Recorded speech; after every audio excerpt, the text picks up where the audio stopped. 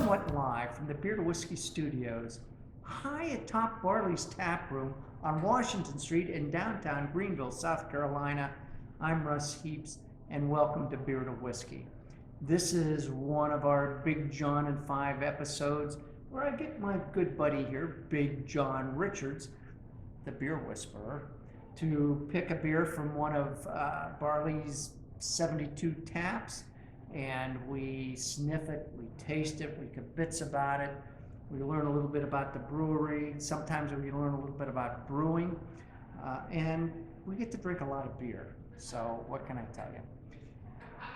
With that, Jon, what are we doing here? And if I have to tell you, if you're a beer drinker, you're probably looking at this, or you should be looking at this going, this looks like a Guinness. Fairly recognizable, right? Yeah.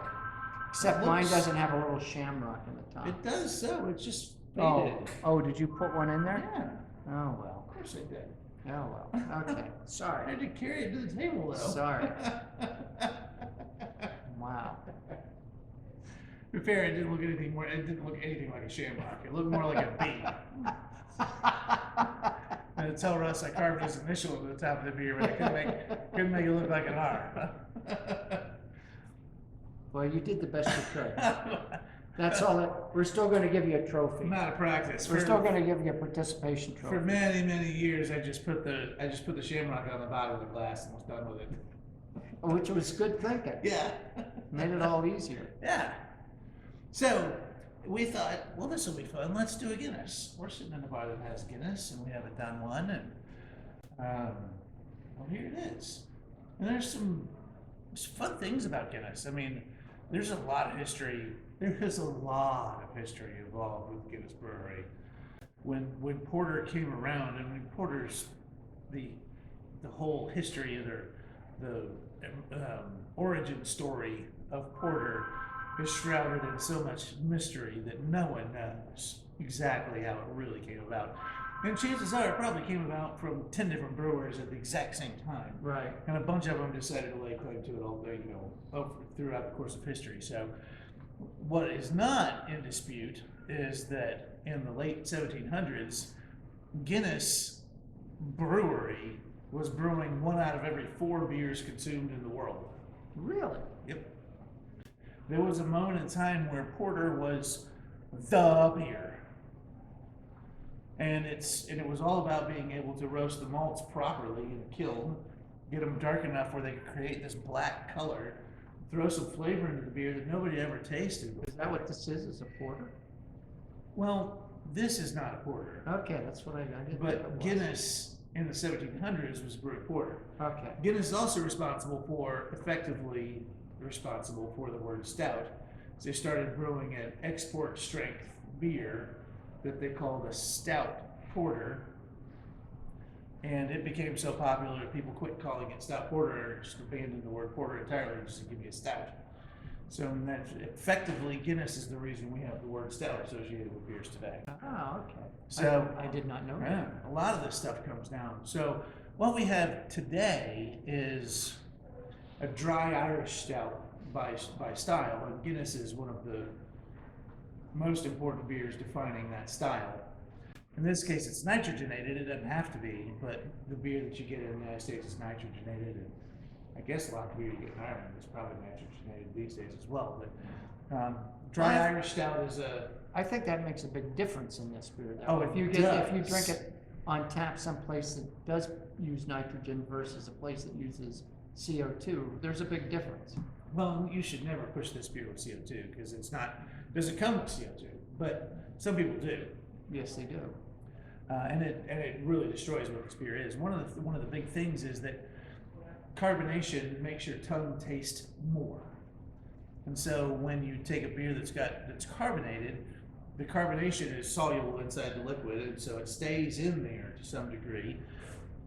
So when you drink it, carbonation hits your tongue and lifts some of the weight of the thing off your tongue. Nitrogen is insoluble in the liquid, and so as soon as you pour it or pop it, it just flies right out, which is why you get those millions and millions of tiny little bubbles that make their way to the surface, and why you get that sort of upward cascade of bubbles as it settles. It's all the nitrogen escaping. So effectively, what you're drinking here is flat beer, but it's got a little bit of carbonation, just enough to give it some life as it goes down. And it's built this way because when you're drinking a beer that's nitrogenated, it doesn't have the thing that lifts the flavor off your tongue. So you get all the subtle flavors, all of the lingering things that won't, they just sit there with you and hang. Whereas if you had a carbonated beer, the carbonation would lift them all away as it went by. So, and that's part of the reason people drink Guinness and go, oh my God, this beer's so heavy. It's because when it hits your tongue, it feels heavy. When it hits your stomach, it's 116 calories and 4.2% alcohol. Right. This is a light beer. Right. I mean, this is every bit as light as most of the American light beers on the market. But it doesn't feel that way. And it certainly doesn't look that way. Yeah, it doesn't look that way. But it's good, and it's one of those things where you're going to taste some of that coffee, you're going to taste some of the roast, especially those burnt bread and a little bit of charcoaly aromas in the roast coffee, and then you should taste all those things in here. But it's built to be a very, very light beer that you sit back in. In fact, that's how I made my peace with Guinness. For a long time, I was like, man, Guinness just isn't big enough. It doesn't taste right. But then once I figured out, oh no, I'm actually supposed to sit down and drink this thing before big gulps, that it started to make sense. We just talked about that in another episode. This is what we call a teaser. We were talking about rattlers, and I kept trying to get Russ to drink a bigger gulp of the beverage, because if you have very light, very subtle flavors, you have to get more of them for them to make sense. Whereas if you have big, heavy, aggressive flavors, you want smaller amounts of them for them to make sense. Which is why your 12 and 14% alcohol beers force you to sip them. Have I gone crazy enough yet, Russ? No, I think you've pretty well summed up Guinness. That's yeah. All right. I'm gonna sip this first. Text Miss Lily. At least first.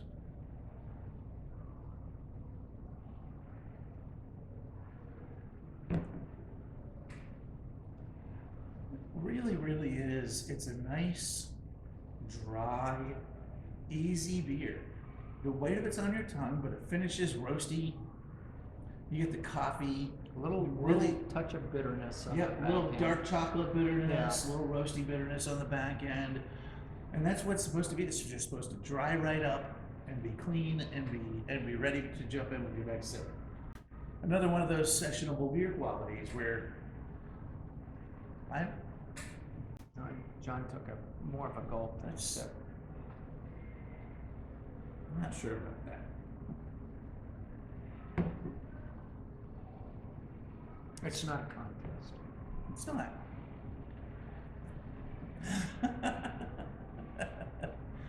He's actually, it's weird. Now sipping this, I feel like I'm getting a tiny, tiny little bit of that, of the fermentation fruit flavor out of there, like a little bit of maybe prunes or something Really? like that. Just a touch. I'm not. And then it's immediately overwhelmed with dark roast coffee. Yeah. It's kind of dry and it's kind of bitter and it's kind of it's roasty. Cocoa and dark roast coffee and burnt bread, and then a little bit of milky kind of creamy sweetness. Yeah. Even though doesn't have any lactose or anything like that in there. A little bit of sweetness up front, that roast in the finish, and it's just it's a beer to drink beer with.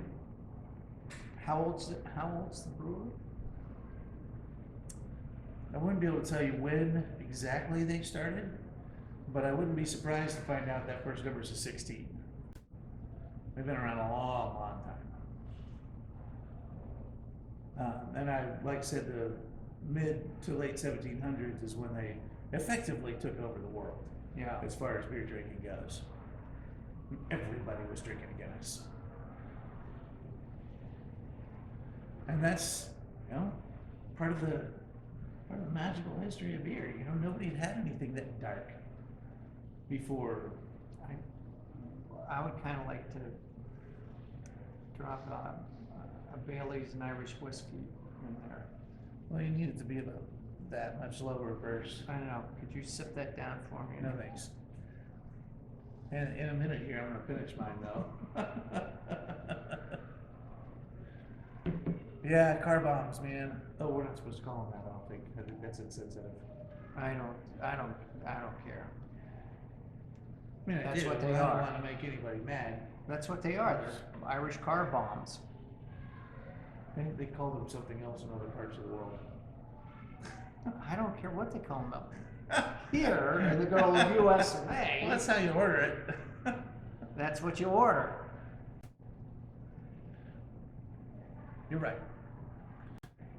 I don't want to put too fine a point on it, but Right. that's what you order. I got it. I'm properly scolded. Okay. Anything else? Yeah. I am told that the Guinness that you get in Ireland is very different than the Guinness that you get here, but I have no personal experience with that, so I'm just sort of left to I don't know. enjoy the Guinness that I've I'm had. sure it's warmer. I can tell you that Guinness very much should be 45 or 50 degrees before you drink it instead of 34, which it often is. And I can also tell you there's a lot of stale, terrible Guinness out there in the world.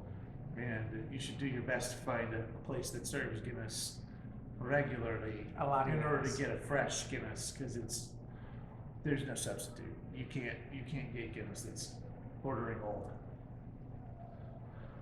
It doesn't work. It's not happy. No. I think that's the end. Okay. All right, here we go. Cheers. See you next time. Hello.